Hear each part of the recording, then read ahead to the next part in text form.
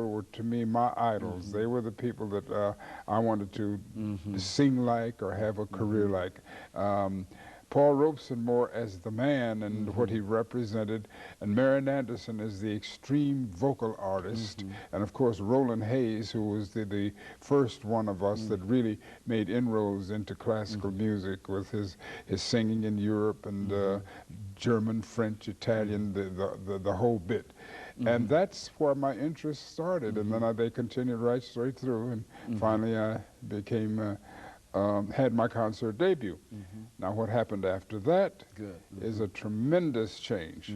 I was thrown into the limelight, and then a movie came, Showboat, and Old Man River, and international visibility, then Porgy and Bess, the folk opera. And by the time opera opened its doors to blacks was not until the mid-50s. And if you remember, even then, Rudolph Bing let Marian Anderson, as a token, be the first to do Ulrika in the masked ball. And that was in the mid-50s. But by that time, my career was pretty well started into classical music, opera, not opera, but oratorio, appearances with orchestras, the movie, Porgy and Bess.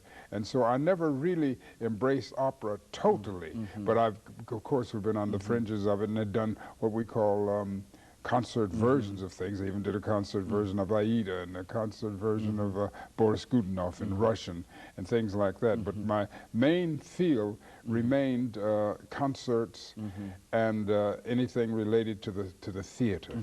As a concert singer, what is the, well, I don't guess there is an average day, but how do you go about your day in preparation? I mean, how do you go about preparing for your next concert or what? I mean, well, give us number that one, kind of, there's a tremendous amount of preparation for a concert or an operatic career. Right now, when youngsters come to me, they're really training to be opera stars because nowadays, if you have a reputation in opera, then you can do as many concerts as you please. Take a person like Pavarotti, who's the world tenor.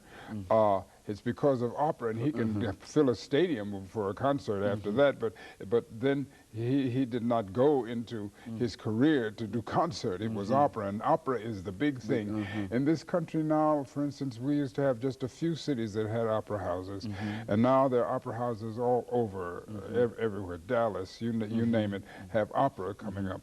And there is talent with the youngsters who are training for this, black and white.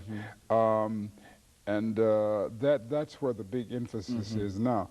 But when I came along, especially for blacks, it was the concert field, and as I said, people like Marian Anderson, Paul Robeson, Roland Hayes were our models. Very good. And of course, we're coming up, Mr. Warfield, to our first commercial break within the next minute. And this is the information that we wanted you to give us about your background and your education and your experiences and et cetera. And of course, after we have our first commercial break, we'll talk about some other aspects of your life. More specifically, we'll talk about some of the real reasons that perhaps brought you to town today, and that has to do with the 100th anniversary of the celebration of Duke Ellington's birthday. And I'm sure that you've got a lot of statements to make in reference to that. Oh, sure. And we've got about 30 seconds coming up, and we didn't want to start you talking about the 100th anniversary, then at the same time have to break that up. But that's essentially what we want to do. We want to try, and I think you're giving us essentially what we sought to achieve, and that is a fairly good idea of the man himself, Mr. Warfield. And of course, we'll take this first commercial break, and we'll be back with you following this commercial break.